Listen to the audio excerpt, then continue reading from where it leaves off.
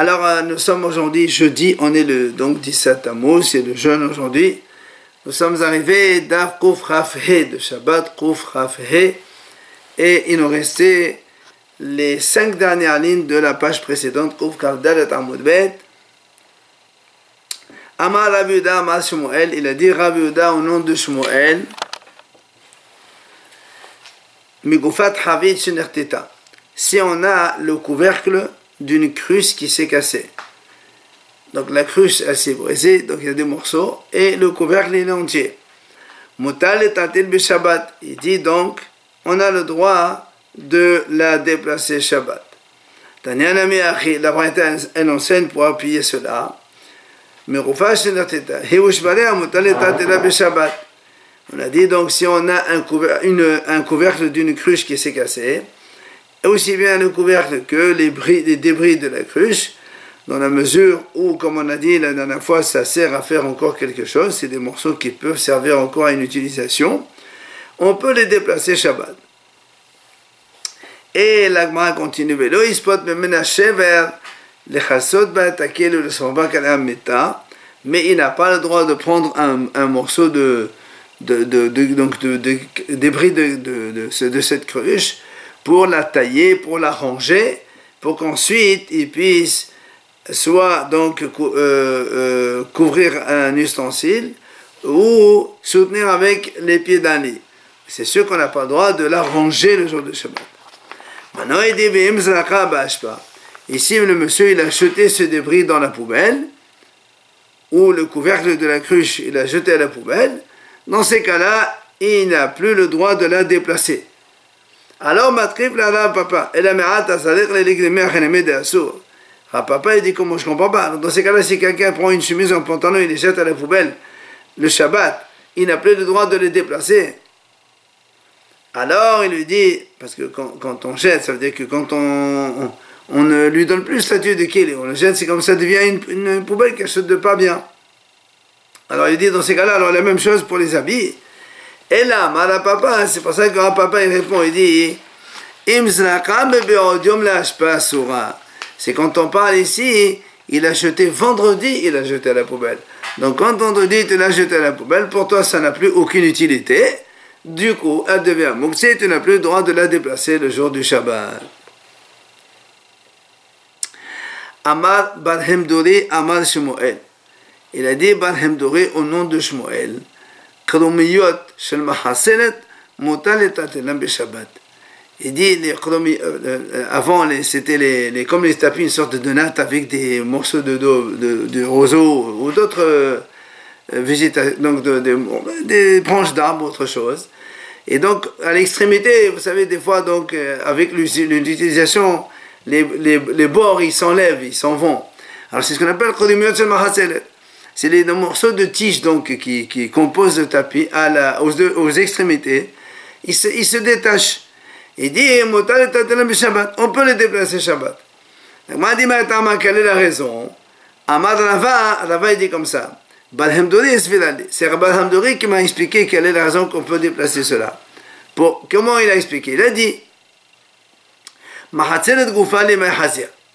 il dit, quelle est l'utilité d'un tapis, d'une natte? Quelle est son utilité?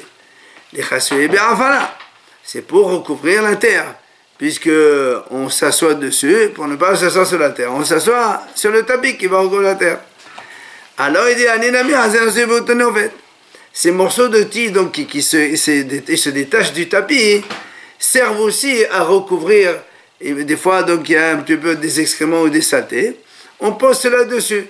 Donc tu vois bien que c'est comme les débris d'un keli qui ont la même utilité que le keli. Amar Rabbi Zera Amar Rav. Il dit, Rabbi Zera au nom de Rav, Shiare Prus Miyot, les restes d'un talit ou d'un habit, Asur le tatenan be Shabbat. C'est asur de les déplacer Shabbat. Alors Abaye il explique pourquoi. Amar Abaye, Bematlaniot shel mehen shalosh al shalosh, de la hazan le la aniyim velo la asherim. Il dit Abaye, pourquoi on n'a pas le droit de déplacer des morceaux de tissu comme ça, donc des restes de tissu? Il dit on parle ici des morceaux de tissu qui ont moins de 3 doigts sur 3 doigts, c'est-à-dire moins de 6 cm sur 6 cm. et que c'est de tels morceaux, ils ne sont pas aptes ni pour les pauvres ni pour les riches. Ça ne sert à aucune utilisation. C'est pour ça que donc c'est à sorte de les déplacer Shabbat. On n'avait pas vu que pour 3 doigts sur 3 doigts, ça servait pour un pauvre. Oui, mais là on est moins. Ah, C'est moins. exactement ça. Pahot, in lahem yabaki, en bahin shalosh. Tano Rabbanan Hachamim enseigne. Chevre Tanour Yashan. On a un four donc qui est ancien, ça veut dire qu'on a déjà utilisé. Et maintenant on a des débris, il s'est cassé. Alors ils disent Hachamim, Halihen Kechol Hakelim Anetalim Bahased Vede Rabbi Meir. Rabbi Meir dit, eh bien c'est comme tous les ustensiles qu'on a le droit de déplacer dans la cour, donc chez soi.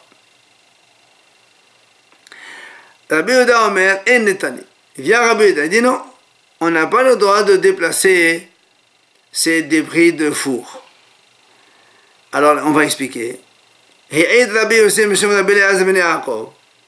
vient témoigner Rabbi Yossé au nom de Rabbi Eliezer ben Yaakov. Il dit donc les débris d'un four ancien qu'on peut les déplacer. Et il témoigne autre chose sur donc, le couvercle d'un four, puisque les fours on les recouvrait forcément avec donc un couvercle. Il n'a pas besoin d'une anse pour l'attraper. C'est-à-dire, même si tu prends une sorte de plaque d'argile, tu poses dessus, c'est un couvercle qu'on peut déplacer Shabbat. Parce que comme il y a une mahloket sur cela, alors lui il dit, voilà, il a témoigné comme quoi on n'a pas besoin. Alors le Mouah dit, c'est quoi cette mahloket entre Rabbi Meir et Rabbi Yehuda? Un il a dit, on peut déplacer les débris, l'autre il a dit non. Il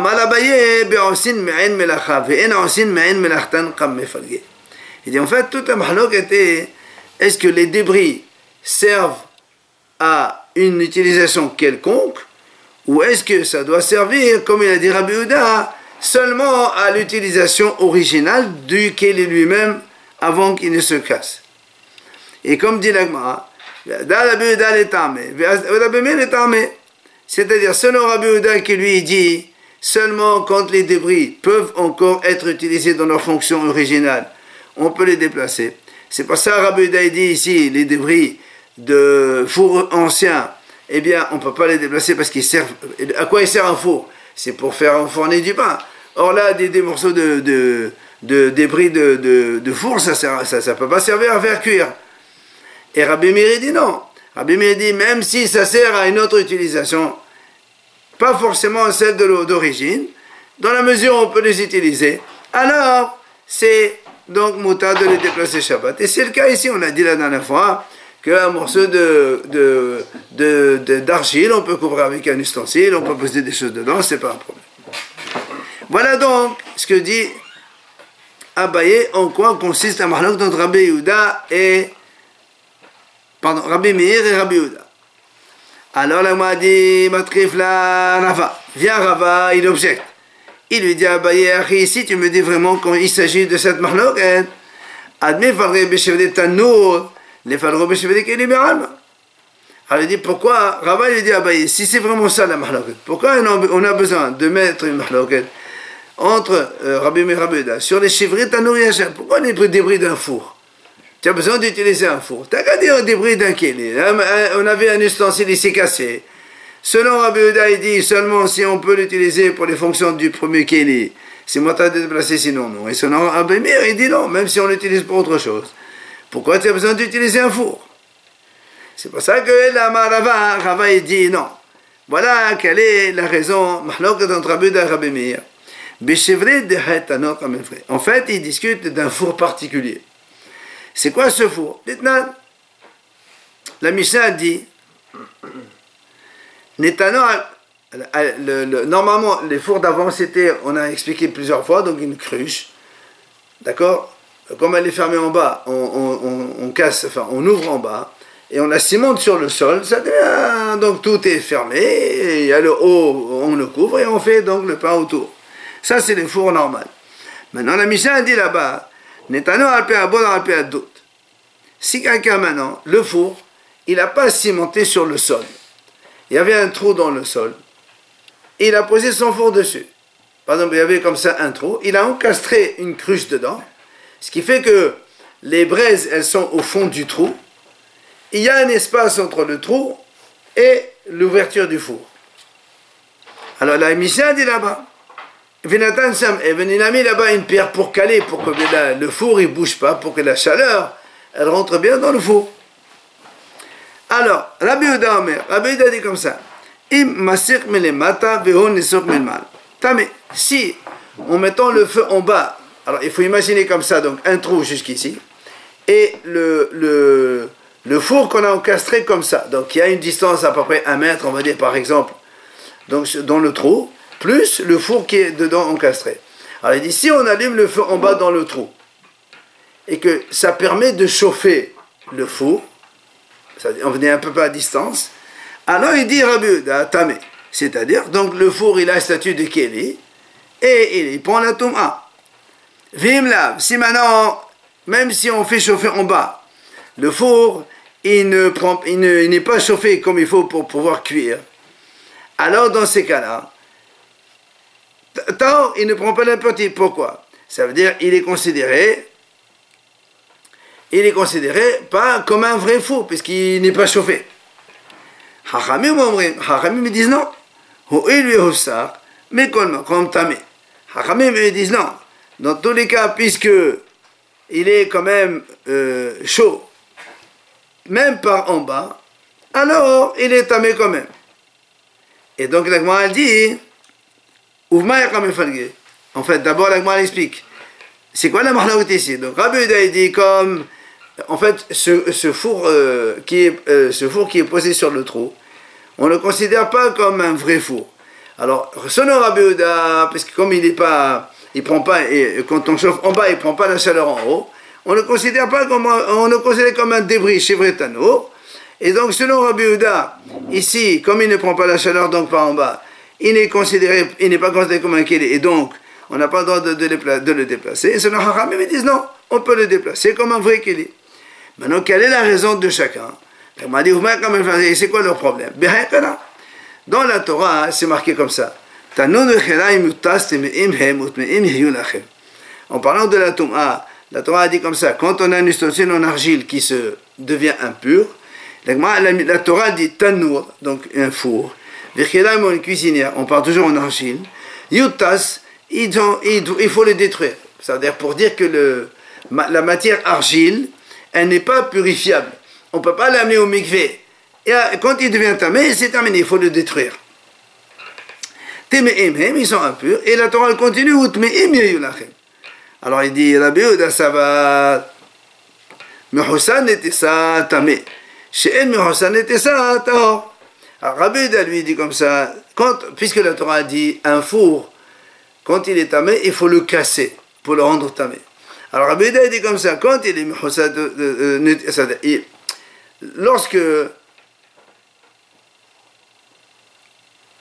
lorsque le four il est collé, cimenté au sol, et donc quand il devient tamé, il faut le casser, là c'est un four qui prend la touma.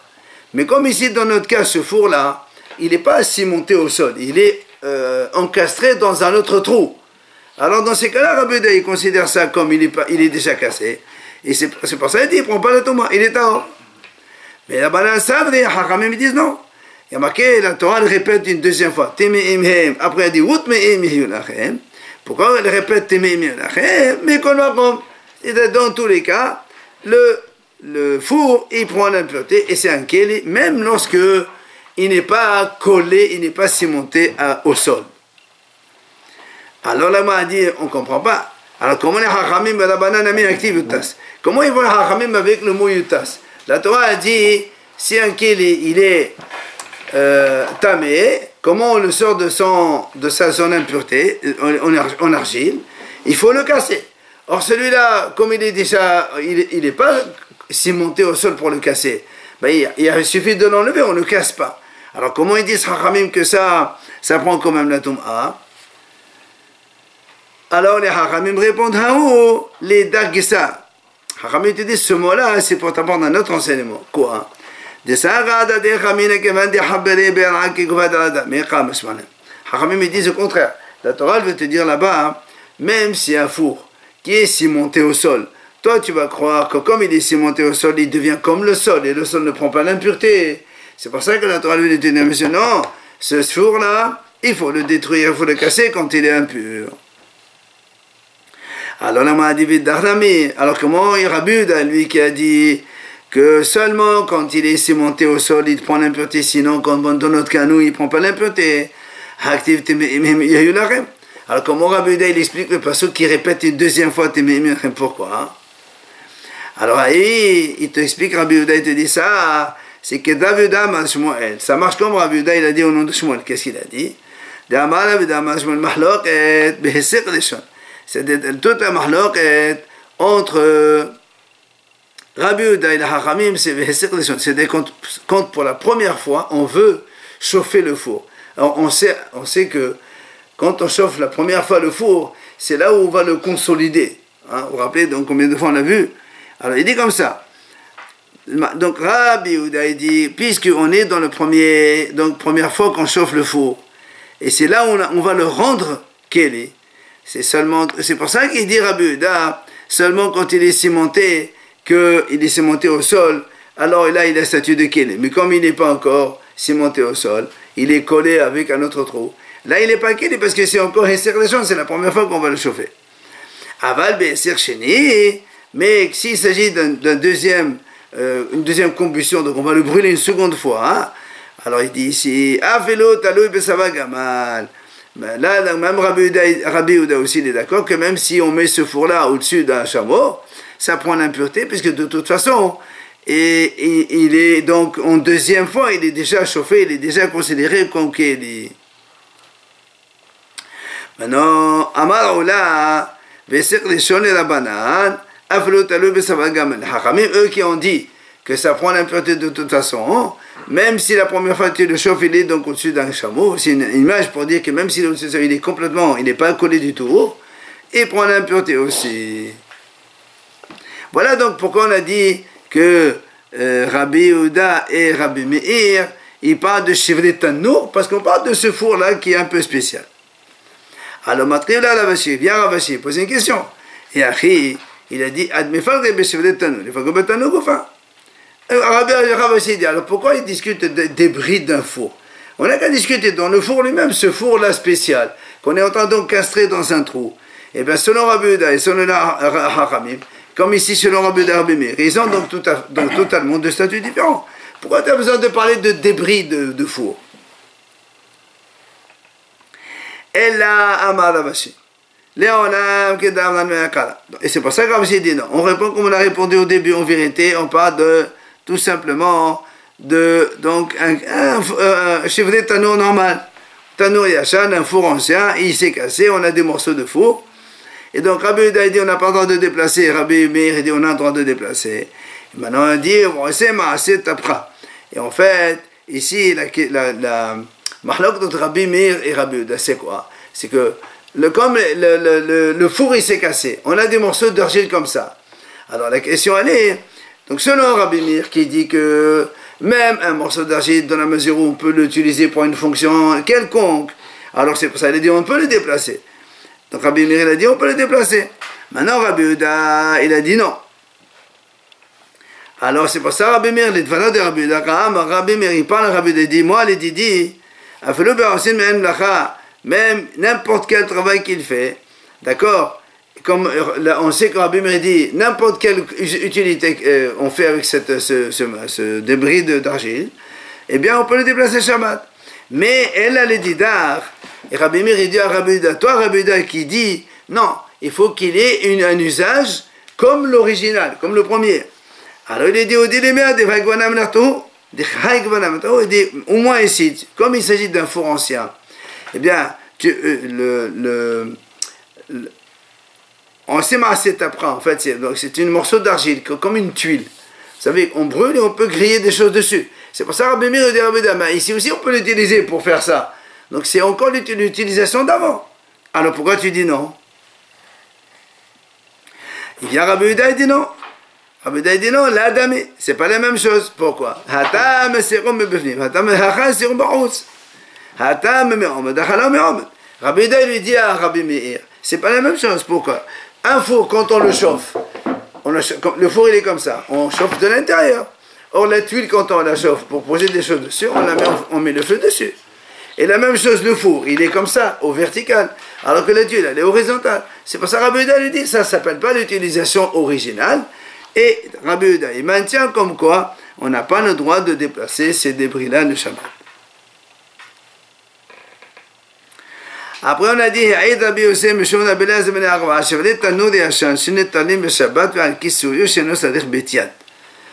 dit donc, Rabbi aussi l'a témoigné comme quoi, au nom de Rabbi Elazar encore, que les débris d'un four ancien, on peut les déplacer Shabbat.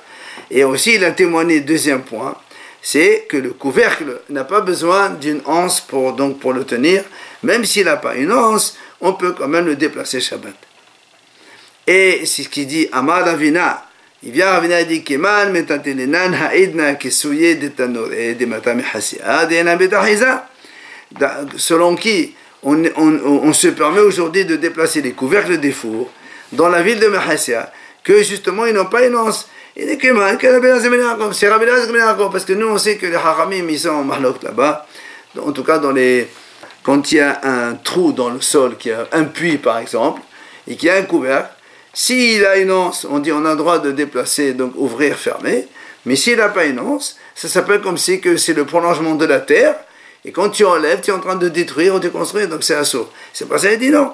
Pour le four, c'est pas un problème. Même s'il n'a pas une anse pour le tenir, on le veut remettre, on a le droit de le déplacer le jour du Shabbat. Madditi Noval Mishnah. Ha'even shebakeruya. À l'époque, pour puiser de l'eau dans un puits, quand on n'a pas de seau, on prenait une courge, on enlevait toute la courge et on gardait la coque, voilà, la peau. Enfin, et le problème, c'est que quand tu rentres dans l'eau, elle flotte. C'est léger, la courge. Alors, qu'est-ce qu'il mettait? Il mettait une pierre dessus. Il attachait une pierre, comme ça, la pierre, ça fait lourd, et la coque, elle tombe dans l'eau, donc on peut puiser sans problème. Alors, justement, nous, on sait que la pierre, elle est moussée, Shabbat. Alors, Michel dit, donc la pierre qu'on attache avec donc ce fameux seau, on va appeler ça un seau. Mais donc c'est une courge, on a dit qu'on a transformé en seau. Et donc, si quand on puise de l'eau, la pierre elle tombe pas, elle reste bien attachée, alors dans ces cas-là, il n'y a pas de problème. Donc ça fait que la pierre elle est bien attachée au kéli. Et donc, on a le droit de puiser avec la pierre, elle fait partie du kéli, donc elle n'est pas moussée. Maintenant, si maintenant que quand on puise, la pierre elle tombe, c'est qu'elle n'est pas bien scellée, elle n'est pas attachée, donc du coup, elle est moussée. Alors, on n'a pas le droit de puiser avec le morceau de courge donc de cette façon. Deuxième idée de la Mishnah. Zmura shehi qishura betafir.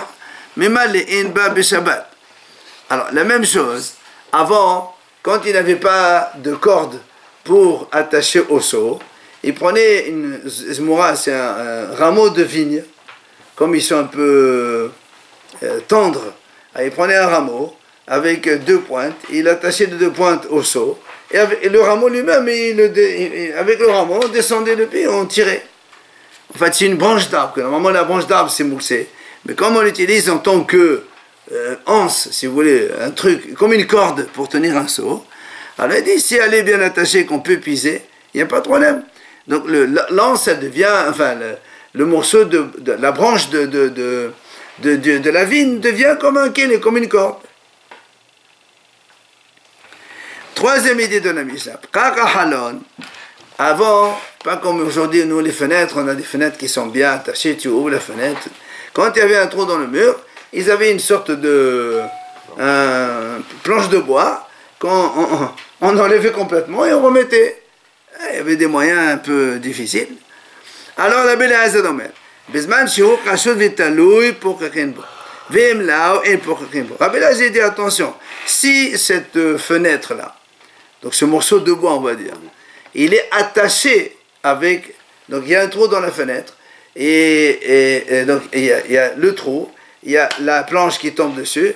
Donc si cette planche, même quand on enlève, et il y a toujours une attache avec une chaîne ou avec autre chose. Et elle reste suspendue, c'est-à-dire on ne se la pose pas à terre. Quand on l'attache, on l'enlève, la fenêtre elle est en haut, par exemple il y a 3-4 mètres, et la chose avec la chaîne, elle reste suspendue. Il dit ça, Rabbi Eliezer dit, dans ces cas-là, on a le droit de ouvrir, fermer. Ça ne s'appelle pas construire. Mais sinon, selon Rabbi Eliezer, si tu la poses à terre complètement, la fenêtre, et elle est détachée, alors c'est comme si à chaque fois tu es en train de construire, tu combles un mur. Donc construire Shabbat et c'est assourd. Mais, Haramim disent non. Dans tous les cas, on a le droit de fermer cette fenêtre le jour du Shabbat. On verra donc le développement sur ce point. Donc on revient d'abord sur la pierre qu'on mettait pour attacher le seau pour puiser de l'eau. Donc le seau, c'est cette fameuse moitié de courge qu'on a transformée en seau. Nanatam, la Mishnah a dit là-bas. Even Shalpe Havit. On va voir plus loin dans la Mishnah de Shabbat. Si quelqu'un, il a une cruche de vin et manque de peau, il voulait donc Shabbat prendre cette cruche pour puiser du vin, et il trouve qu'il y a une pierre au-dessus. Or la pierre c'est mouksé, comment on fait? Alors la Mishnah a dit là-bas, Mattah an sidda ve'enofelet. Qu'est-ce qu'il fait? Il prend la cruche, il la penche comme ça la pierre elle tombe, et après il se sert. Et là-bas, il y a marqué ici, maintenant, imagine qu'à côté, il y a d'autres cruches, et qu'il ne peut pas pencher la cruche parce qu'il y a une grosse pierre ici, elle tombe sur cette cruche, elle va les casser. Alors on a dit, on prend carrément la cruche, on la déplace avec la pierre dessus, et après on penche la cruche et on se sert. Amar Rabbi Yohanan. Donc, on voit là-bas que quoi? Il dit au nom de Rabbi Yohanan, quand est-ce qu'on a dit qu'on a le droit donc, de faire pencher la cruche pour faire tomber la pierre? Et là, si quelqu'un il a oublié la pierre, il a oublié la pierre sur la cruche. Aval Bemenia, mais s'il a posé exprès cette pierre-là sur la cruche avant Shabbat, dans ces cas-là, il n'a pas le droit de déplacer la cruche. Pourquoi? Quand on met exprès un mouxé sur une chose, avant Shabbat, ça fait que la cruche devient support d'objet interdit, et le support d'objet interdit, il devient mouxé comme l'objet interdit lui-même, et donc on n'a pas le droit de le déplacer. Il a pu très bien réserver aussi. Hein? Il a pu très bien réserver. C'est pas ce qu'il a fait. Et puis on ne réserve pas, ça c'est une pierre qui est au sud de la cruche, la pierre elle ne sert à rien en fait, c'est pas un couvercle. Non, c'est pas un couvercle, la cruche elle est bien fermée, c'est juste une pierre. Okay. Mais Rav Yosef, lui, il interprète autrement. Il dit, quand est-ce qu'on a dit qu'on n'a pas le droit? Le contraire. Quand est-ce qu'il a dit, on fait pencher la cruche et on fait tomber quand on a oublié cette pierre dessus? Aval Bemenea, si maintenant tu poses carrément toi-même la pierre sur la cruche, au contraire, lui, il dit, c'est là où la pierre va devenir un couvercle pour la cruche, et c'est sûr que tu as le droit de la déplacer. Donc, Mahlokat Rabba et Rav Yosef. C'est pour ça, Amar Rabba, il vient Rabba, il dit, moi, Matmout Vinanash Martin, j'objecte sur mon enseignement, comme on a vu nous, dans notre Mishnah, nous. On a dit, quand on met une attache, une pierre sur le seau, sur la courge, pour puiser. Et si on arrive à puiser de l'eau et que la pierre ne tombe pas, alors on a le droit de puiser. Et donc, dans ces cas-là, on voit que quoi? Le fait de poser une pierre, de la coller, de la mettre sur... Donc, il a dit, puisqu'on a dit, si on peut puiser de l'eau et qu'elle ne tombe pas, alors on peut remplir. Et donc, c'est une question contre Rabba lui-même, puisque Rabba lui-même, il dit que si on a posé la pierre la veille, ça devient au contraire un support d'objet interdit. Alors, comment toi tu dis que si tu mets la pierre avant Shabbat, c'est là où ça te permet de pouvoir puiser de l'eau? Alors, il dit, Velahi, c'est pas une question. Pourquoi? Il dit non, là-bas c'est complètement différent. Là, dans la cruche, il a juste posé la pierre dessus. Mais dans la pierre et le seau, il a bien attaché la pierre avec le seau. Donc elle devient, comme il est attaché avec le seau, ça devient comme la paroi du seau. Et donc c'est pour ça qu'on a le droit de le faire, c'est pas du tout la même chose. Amar Rabbi Yosef et Rabbi Yosef dit la même chose. Moi aussi, donc je peux objecter de la Mishnah contre moi-même ce que j'ai dit, puisque lui il a dit, Rabbi Yosef, quand est-ce qu'on a dit qu'il penche la cruche? C'est quand il a oublié, mais s'il a posé la pierre lui-même sur la cruche, c'est lui qui donne à la pierre le statut de couvercle et il peut même l'enlever carrément avec les mains. Alors comment il pose la question? Il dit, Imlav, on a dit, si en puisant de l'eau, la pierre elle tombe, En mimal et enba. On n'a pas le droit de remplir. Donc ça veut dire que si tu mets une pierre dans le seau, c'est mouxi, on n'a pas le droit. Et comment toi, Rav Yosef, tu dis au contraire, si tu la poses, c'est là où ça t'autorise de le faire. Alors là aussi, il dit, Velahi, Hatam kivan de la hatra betole betla. Il dit, Rav Yosef, c'est pas du tout la même chose, c'est pas une question pour moi. Pourquoi? Là-bas, puisque il n'a pas collé vraiment la pierre avec la courge, le seau, alors Betolé Betla, il annule, elle n'est plus. Parce que nous on a dit si elle tombe, donc il n'a pas attaché. Si il n'a pas attaché, donc ce n'est plus un kélé, puisque sans la pierre, on ne peut pas puiser avec. Alors que la pierre qu'on peut sur la cruche, c'est une vraie couvercle. Donc tu vois bien, c'est pas du tout la même chose. Et là, c'est quoi l'objet de leur discussion? C'est-à-dire, le rabbin, quand il a dit que si on a posé exprès la pierre sur la cruche, il a dit au contraire, c'est moussé. Il dit, c'est-à-dire, il faut qu'on fasse une action pour montrer que la pierre devient un kélé. Alors, quand on la pose avec intentionnellement sur la cruche, c'est là où donc ça devient vraiment un kélé. Alors que au moins ça va, Rav Yosef dit là-bas, donc on n'a pas besoin d'une action importante pour rendre la pierre comme quoi c'est un kélé. Et là aussi, l'Agma dit et tous les deux ils vont selon leur raison. Et l'Agma raconte des Chiat Rav Dimi Amar Rabbi Hanina. Il dit, Rav Dimi, il est venu, il a dit au nom de Rabbi Hanina.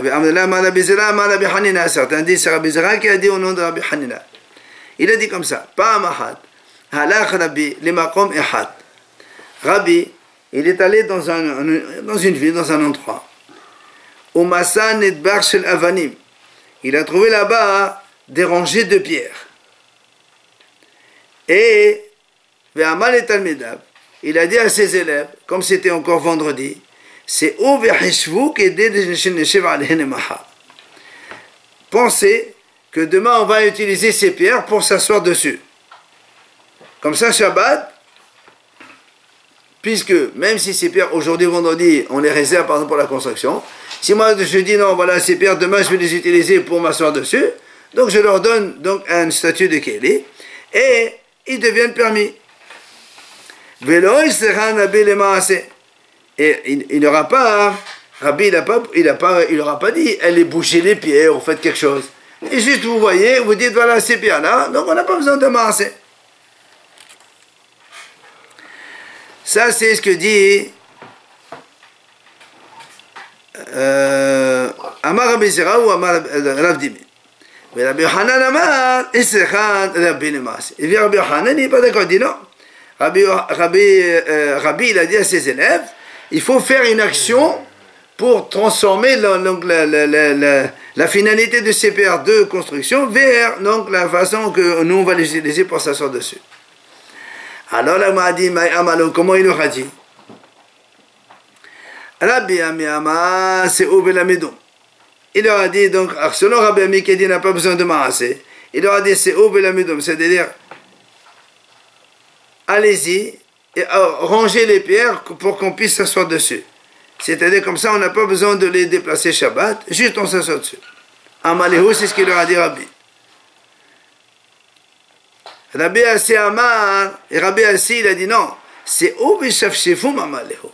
Rabbi Ami, il leur a dit, allez essuyer les pierres, parce que c'était apparemment des pierres, c'était ça avec la construction, essuyez-les, comme ça au moins, ça leur donne un statut qu'on puisse s'asseoir dessus. Donc tu vois bien, un il dit il faut un marassé, l'autre il dit non, il n'y a pas besoin d'un grand marassé. Itma Rabbi Yosef ben Shaul Amar. Il a dit Rabbi Yosef ben Shaul, Su'ad shel Qorot, Hava. Il y a une autre version qui dit en vérité, Rabbi Yosef ben Shaul dit là-bas c'était pas des pierres, mais c'était des rangées de poutres. Des poutres qu'on utilisait normalement pour la construction. Là aussi c'est la même chose, en fait il leur a dit voilà, soit penser, soit utilisez-les pour qu'on puisse donc s'asseoir demain.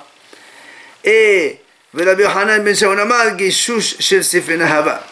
Rabbi Yochanan, lui, il a dit, c'était pas des poutres, c'était ce qu'on appelle Geshush chez Sefena. Avant qu'on on naviguait en bateau. On avait une grosse tige, comme ça on sait c'est la profondeur. Hein? Une sonde, voilà, pour sonder la profondeur de l'eau. Et alors, c'était ça que Rabbi leur a dit, allez donc penser ou aller faire quelque chose pour qu'on puisse s'asseoir dessus. Alors, Mande Amal Gashush, celui qui a dit Gachou, c'est-à-dire il a dit que c'est la sonde du bateau, a fortiori ici déjà ça, il faut un marassé, a fortiori quand il y a des poutres qui sont réservées pour ça, qu'il faut encore faire le marassé. C'est-à-dire il faut faire une action pour les changer de leur destinée. Celui qui a dit Souar, on peut l'utiliser, mais parce qu'on peut s'asseoir dessus, mais Gachou, donc une sonde de bateau, au contraire. On est marpide pour ne pas s'asseoir dessus, au contraire, c'est là où il ne faut pas la déplacer. Après on a dit Zimola Sheikh Eshola, on a dit, rappelez-vous maintenant le deuxième cas de la Misha, quand on prend une branche de vigne et on essaie de l'attacher avec un seau et on puise avec. Alors on a dit Eshola in, la Eshola la. Donc on a dit, donc c'est marqué dans la Misha attaché, ça veut dire que si on l'attache, ça marche. Mais si on n'attache pas, ça ne marche pas. Alors, on m'a dit, les mamatédés de la Karabah Shimon Gamliel. Donc, est-ce qu'on va dire, à partir de là, que notre Mishnah, elle n'est pas comme Rabbi Shimon Gamliel? Pourquoi? Parce que Détania, la Braïta, elle enseigne comme ça. Hadiyot Sheddekel, Shikdaran Le'atzim, Venimnach Alhen Yeshiva, Sadich Lirshor. Rabbi Shimon Gamliel, on va Lirshor. Il dit comme ça, si quelqu'un avait des palmiers, qu'il voulait normalement utiliser au début, les haïtim, il voulait l'utiliser comme combustible pour le four. Maintenant, et avant Shabbat, il a changé d'avis, il a dit, tu sais quoi, on va s'asseoir dessus, on les pose au sol et on s'assoit dessus. Alors la Braïta a dit, dans ces cas-là, ça veut dire il faut qu'il les attache entre elles, comme ça il montre, il fait une action, il montre que c'est bien réservé, on a changé la finalité, d'accord? Donc au début on voulait les brûler, maintenant on ne veut plus les brûler, on veut s'asseoir dessus. Donc il faut faire une action quelconque. Et là-bas, chez Shimon Gamliel, il dit non, tu n'as pas besoin. Dès que tu as dit je veux m'asseoir dessus, ça suffit. On n'a pas besoin de faire une action dessus. Donc comme nous ici on a dit le rameau il faut l'attacher, donc ça veut dire que c'est pas comme là-bas chez Shimon Gamliel. Amal Avsheshat. Il vient Avsheshat, il répond. Il dit non, pourquoi? Avelotema là-bas, Shimon Gamliel, je peux te dire que la Mishnah elle marche aussi comme Rabbi Shimon Gamliel. Tu vas me dire comment? Rabbi Shimon Gamliel dit il ne faut pas attacher. Nous on a dit il faut attacher. Il dit non. Il dit parce qu'ici en fait, la branche de la vigne, elle est encore attachée à la terre, à l'arbre. Donc c'est pour ça que si tu la mets juste comme ça dans le seau, vu qu'elle est attachée encore à l'arbre. Donc dans ces cas-là, tu ne montres pas que tu l'utilises en tant que donc une tige pour puiser, en tant que corde. Alors il m'a dit, attends, je ne comprends pas. Si tu me dis que le rameau il est encore attaché à la vigne, et on n'a pas utilisé, on a vu là, il n'y a pas longtemps, on n'a pas le droit d'utiliser un arbre le jour de Shabbat. C'est moussé, on n'a pas le droit d'utiliser. Et comment tu me dis ici que le rameau il est attaché à l'arbre et on puise avec le seau, c'est pas possible. Alors la main répond, les matins, mes chouchas. Il m'a dit non, ici la vigne la branche de la vigne elle était à moins de 24 cm du sol. Et quand elle est à moins de 24 cm du sol, ça s'appelle pas mehubba. Hachamim n'ont pas interdit de utiliser cela. Ravashi Amar la veloté ma betusha. Ravashi dit non, même si tu dis que cette branche, elle était donc détachée du sol, malgré tout, on peut dire que la Mishnah est comme Rabbi Shimon Gamliel, même si lui, là-bas, il a dit qu'il ne faut pas attacher. Ici, il dirait qu'il faut attacher. Pourquoi? Parce que justement, on a peur. Imagine que des fois, il prend une branche de vigne et il la met sur le seau. Et la longueur, elle n'est pas la bonne. Il va commencer à couper tout ça. Et quand on coupe, on est en train de faire un kélé Shabbat, c'est un sourd. C'est pour ça que on a dit ici, Rabbi Shimon Gamliel a dit, dans notre Mishnah, on a dit que c'est un sourd. Il faut l'attacher avant pour montrer qu'on a déjà la bonne longueur.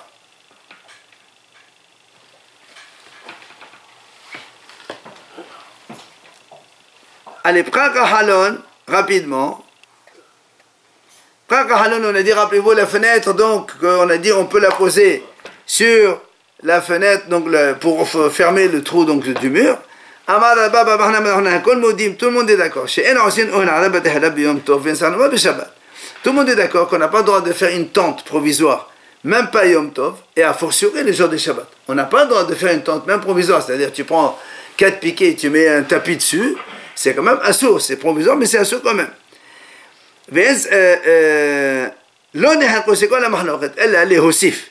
La mahloket, est-ce qu'on a le droit de rajouter sur une tente préexistante? Il y a déjà un morceau de tente, et toi tu veux prolonger. Est-ce que oui ou non on a le droit? Chez Rabbi Elazar, Rabbi Elazar dit on n'a pas le droit de rajouter à Yom Tov, et à fortiori Shabbat. Hachamim eux disent non, le contraire. Même Shabbat, on a le droit de rajouter sur une tente préexistante, et à fortiori à Yom Tov. Et c'est ça la halakha. Quand on a déjà un début de tente, on peut continuer donc le jour de Shabbat ou le jour de Yom Tov, donc à prolonger sur cela.